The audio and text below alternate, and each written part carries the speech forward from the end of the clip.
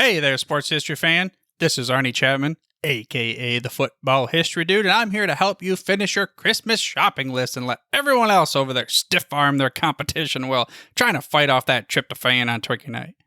Now, what we did was we partnered with Rochester Sports Autographs, the largest JSA authenticated autograph distributor in the United States, where you can get up to 75% off over 30,000 autographed sports collectibles during this holiday season. They have something for everyone. But how is RSA able to offer such great deals on JSA authentication, you ask?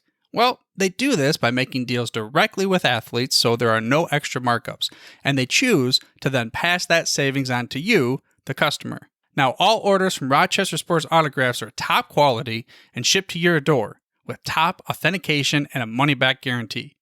But hurry up because customers are so stark raving mad for RSA that memorabilia sells out daily.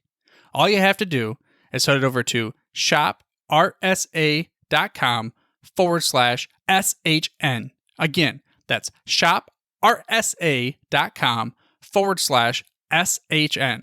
So don't wait to bring home your favorites and own a piece of sports history for you and the loved ones on your shopping list this holiday season. This is the Pigskin Daily History Dispatch, a podcast that covers the anniversaries of American football events throughout history on a day-to-day basis.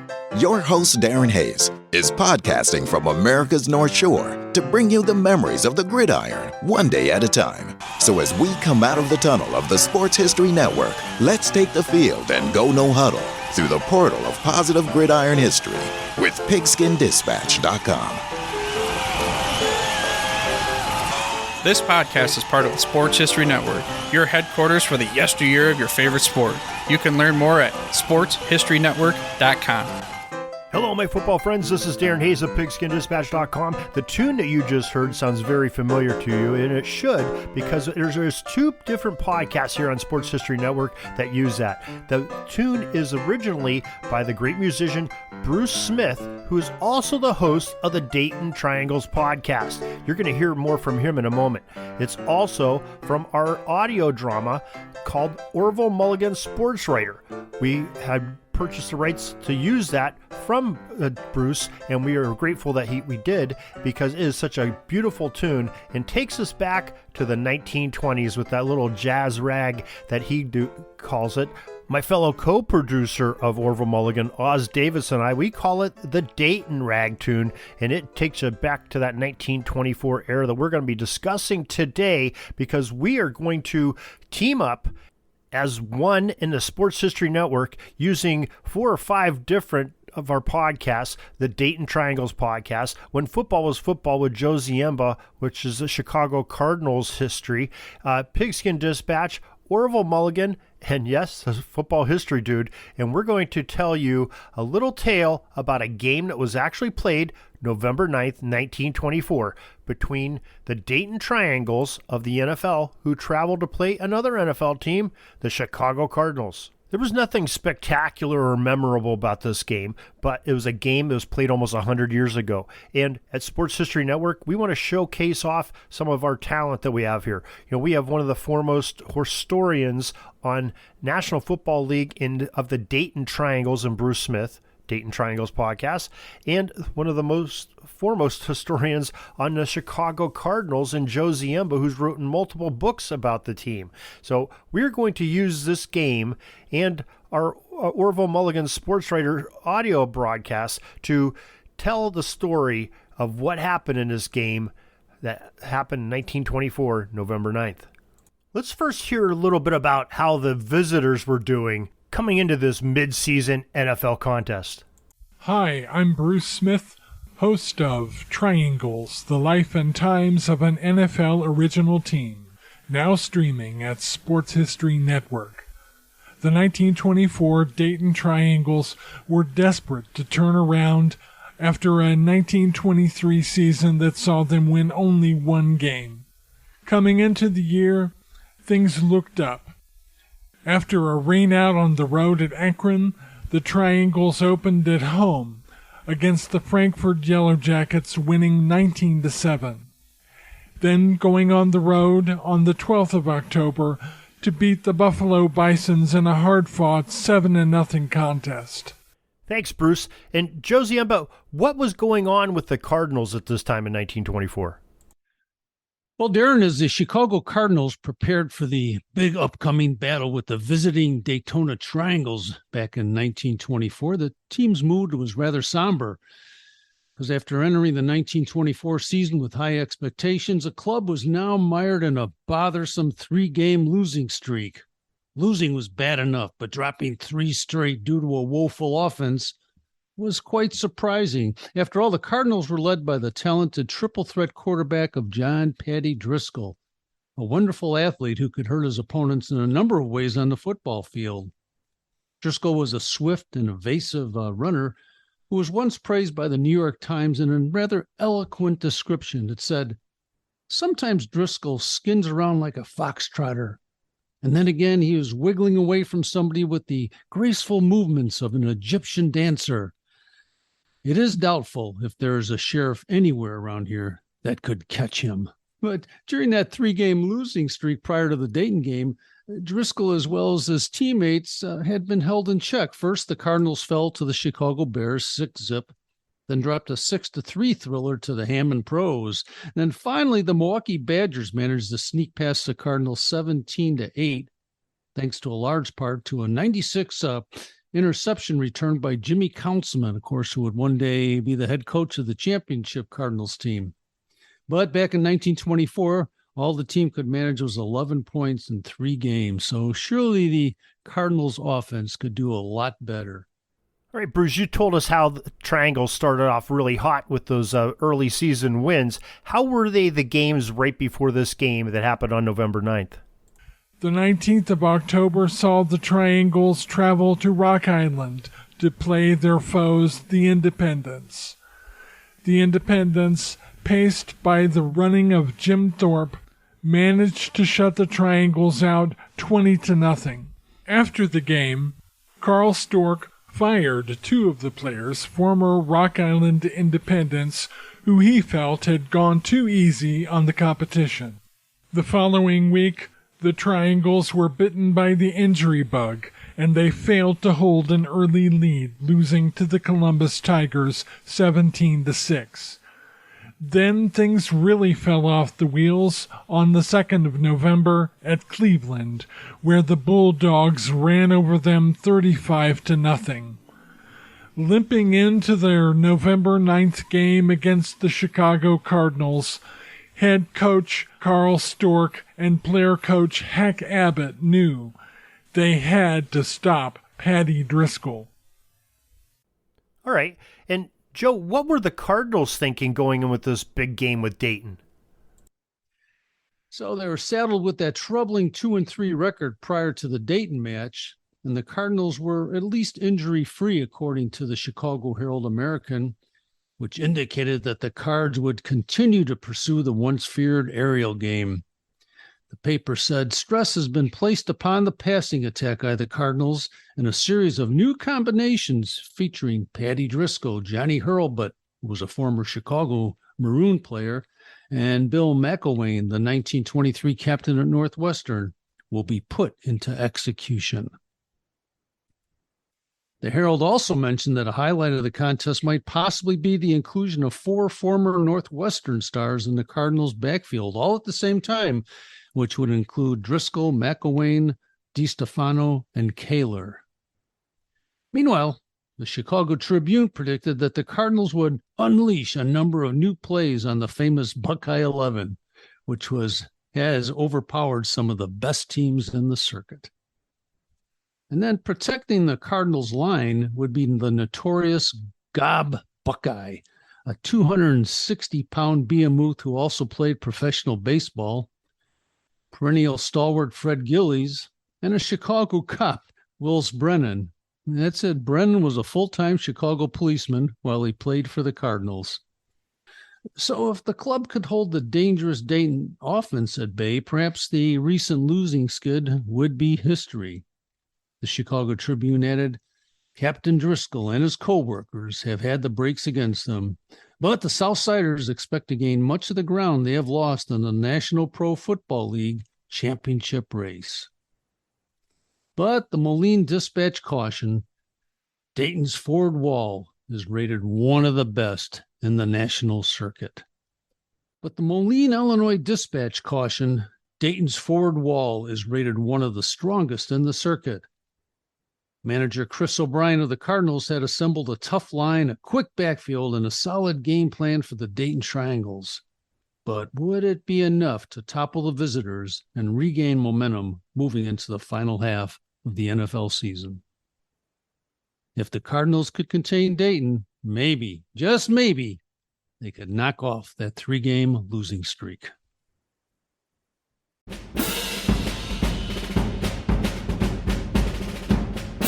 Gorgeous Sunday afternoon in Chicago, though still a bit nippy out here, so bundle up if you're going out.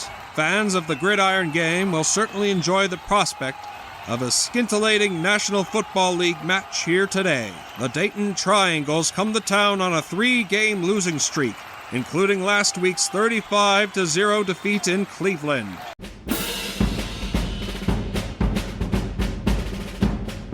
The Cardinals' starting backfield was well known to Chicago area football fans.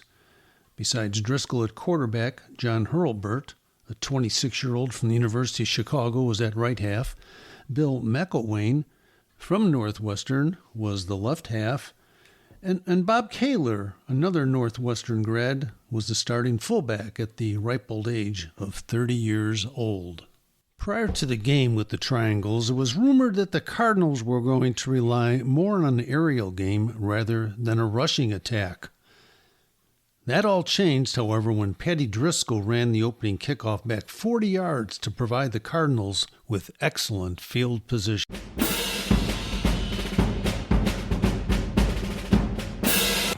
And there's the kickoff. At Chicago's Comiskey Park, the Dayton Triangles of the burgeoning Professional National Football League came to town to face the Chicago Cardinals football 11.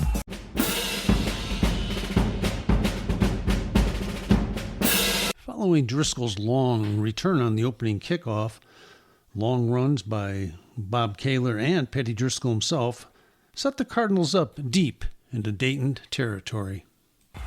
And there's the kickoff. At Chicago's Comiskey Park, the Dayton Triangles of the burgeoning Professional National Football League came to town to face the Chicago Cardinals football 11. Patty Driscoll and the Cardinals would soon enough unleash an aerial assault of magnitude rarely seen, but began by marching downfield with a series of long runs. Stopping Hurlburt after 2 yards there was the best defensive play yet by Dayton, who have already given up runs of 18, 20, and 25 yards in the first drive of this game. Ball on the 35, and this time Chicago's coming out in a single wing with Anderson at the extreme right. But now it's Hurlburt who gets the ball, and he's broken through the middle. The 25, the 20, the 15, they won't catch him, and he is in for the touchdown. 6-0 Cardinals.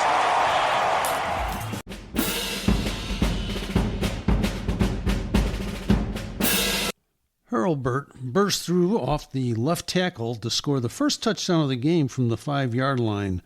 When Driscoll added the extra point on a drop kick, the score in the first quarter was 7-0 in favor of the Cardinals.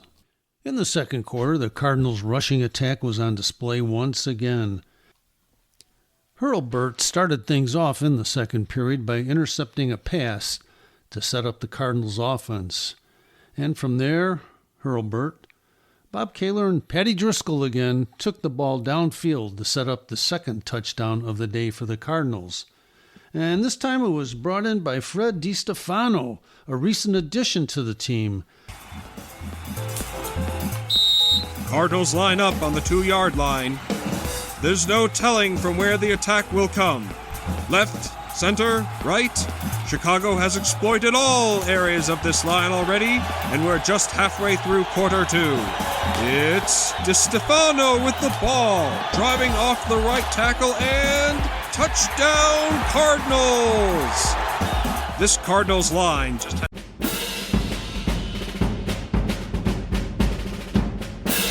DiStefano was a graduate of Northwestern, but he had been around a while, also attending Princeton and Columbia. He was about 195 pounds from his halfback position, really a native of the area coming from Coal City, Illinois.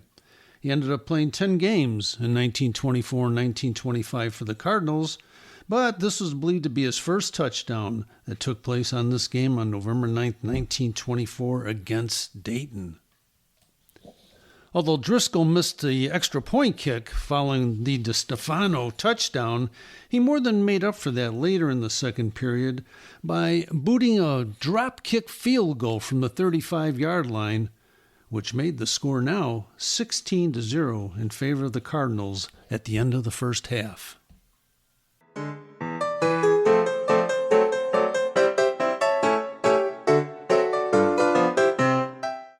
The third quarter was, in all honesty, quite boring as neither team was able to mount much offense and spent the entire stanza punting the ball back to each other.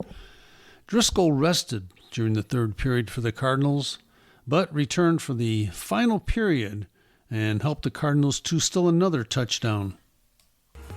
The early fireworks in the game led to frustrating quietude. Punt was answered by punt, and neither running nor passing worked for the Cards in the third quarter. Dayton earned a second opportunity to score. A fine with ball, a couple of yards, and he's wrapped up. No! He gets away! Still on his feet and taken down after a gain of 24 yards, all due to that Houdini-like escape.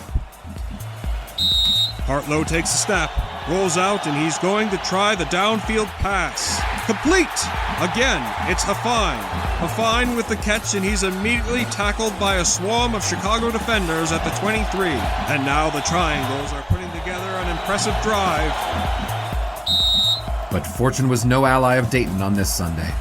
Hartlow takes it all for himself here and goes half, and he's lost the ball! There's a big pileup at around the 20. It looks as though every man on both sides is in that hill of bodies. The referee and line judge are both attempting to clear the scene, and it appears to be, yes, they're calling it a Chicago recovery. Chicago Cardinals ball, and the Daytona attack is vanquished.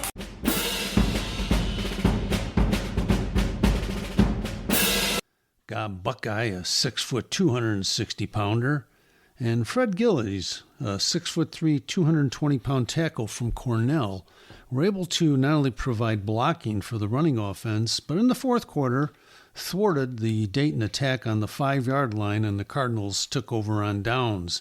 It's really interesting that both Brennan and Buckeye, neither of them attended college. Buckeye was, of course, a major league pitcher, as we mentioned earlier, and Brennan was content to be a full-time Chicago policeman. As lopsided as the game became, Driscoll and his Cardinals were not finished enthralling the crowd. The play that was. If any of the 2,000 here at Comiskey Park today had any misgivings about the price of a ticket for this game, well, that play alone was worth the price of admission. They'll be telling friends and family about that forward pass from Driscoll for years to come. That ball must have sailed a good 40 yards before Mick Elwayne even had to catch it. Incredible!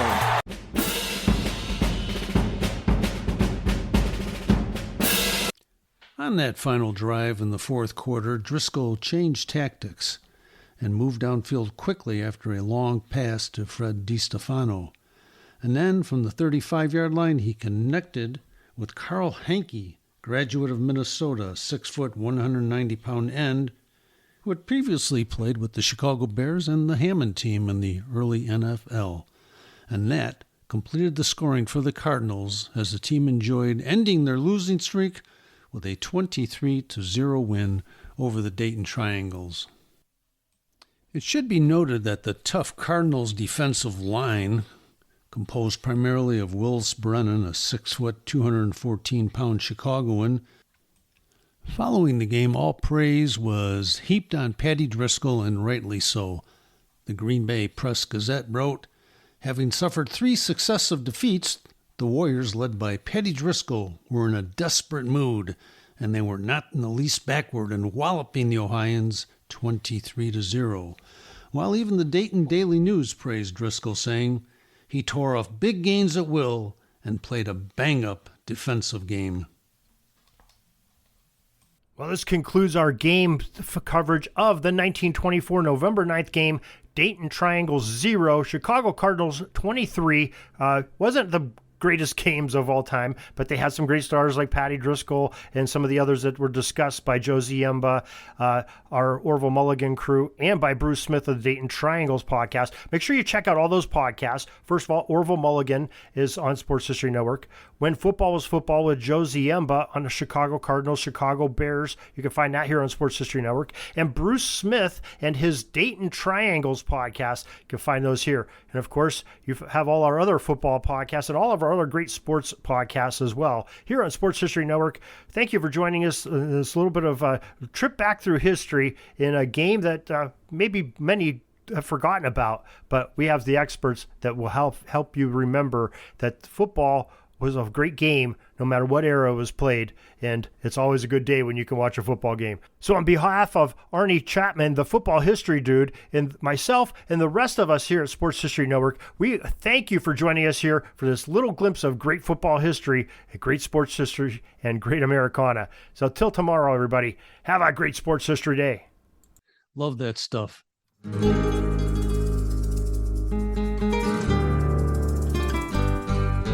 You have just listened to Orville Mulligan, Sportswriter, an audio drama podcast from Number 80 Productions and the Sports History Network. Episode script and story by Oz Davis and Darin Hayes. Research by Joe Ziemba, Jennifer Taylor Hall, and Chris Willis. Orville Mulligan Sportswriter stars Doug Fye, Ilana Fye, and Eric Bodwell.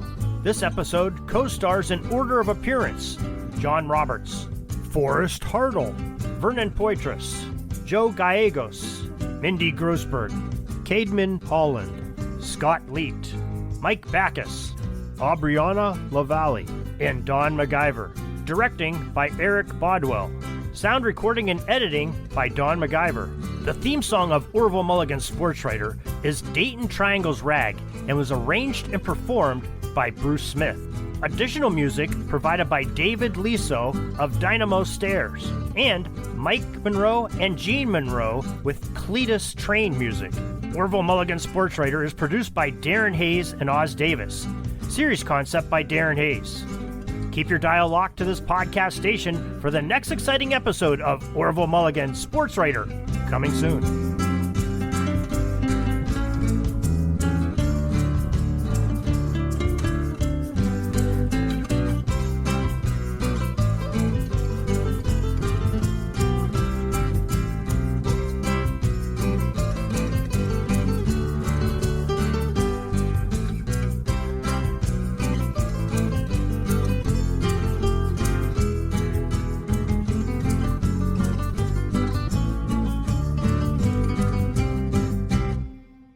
Hey there, sports history fan. This is Arnie Chapman, a.k.a. the football history dude, and I hope that you enjoyed this recent episode presented by the Sports History Network and were able to learn some good old-fashioned sports history knowledge nuggets. I started the Sports History Network back in 2020 with the mission to help podcasters find a community of like-minded sports history nerds, as well as helping aspiring podcasters to start their own shows. We have a little bit over 30 shows on the network right now covering all sorts of sports history, but as far as I'm concerned, we're just at the toothpick in the ocean moment, that can't even figure it out because there's so much more coming. We wanted to create the ultimate headquarters for sports yesteryear, starting with Podcast Network and our website, but we're going to continue to move into other mediums as well. And here's the cool part, because we want you to be part of our team. So if you're interested in starting your own podcast, or maybe being a guest on one of our shows, or who knows, maybe even writing an article for us over on the website. Seriously, all you gotta do is reach out to us on the contact page over at sportshistorynetwork.com. You can be as technologically savvy as a Neanderthal tapping on a stone trying to figure out this whole hieroglyphics thing back in the day.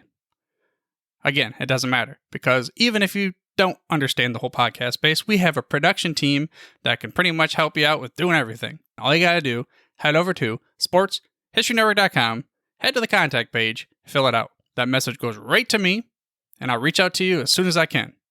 But for now, dude, I'm through if you're through.